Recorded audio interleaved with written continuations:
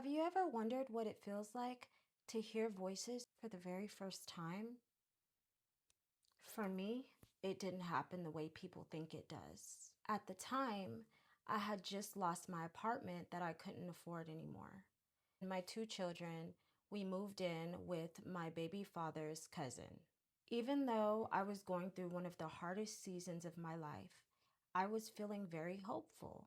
We had Bible study together every single day in her garage. And I was so happy because I felt like I finally found my faith again. I did feel like Job from the Bible. Yes, y'all. If y'all ever read the chapter of Job, then baby, that's exactly how I was feeling. I felt like everything that I had got stripped away from me. But I believed that God was rebuilding my life. Looking back, something else was happening behind the scenes that I couldn't understand. I became vegan and I began to lose my appetite. Like I had absolutely no appetite whatsoever. I barely ate anything and my weight dropped rapidly. I got all the way down to 110 pounds. At the time, I didn't know that those changes would be a part of a much bigger picture. Then one day, everything changed. I remember getting out of the shower like it was yesterday. I was standing in front of the mirror, putting my lotion on, just how I had done 1,000 times before. Then, out of nowhere, I heard two voices.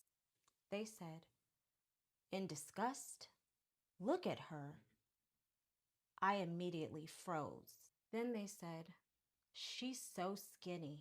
And then, "You look like a meth head."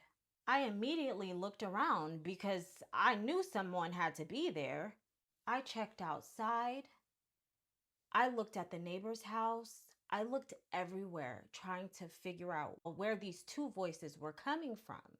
They sounded completely real. I tried to tell the person that I was living with what had happened. I told her that I could hear people talking about me from the neighbor's house.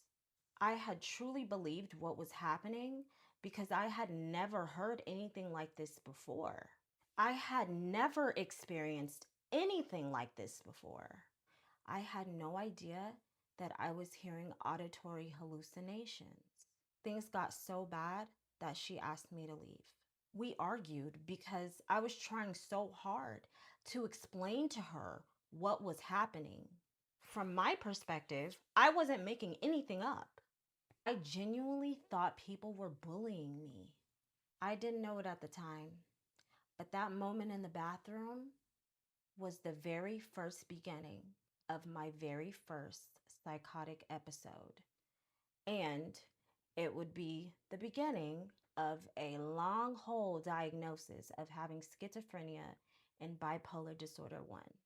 And it would completely change my life.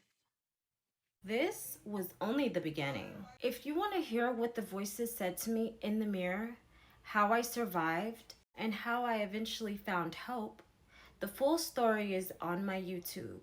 Make sure you guys go subscribe. Mwah.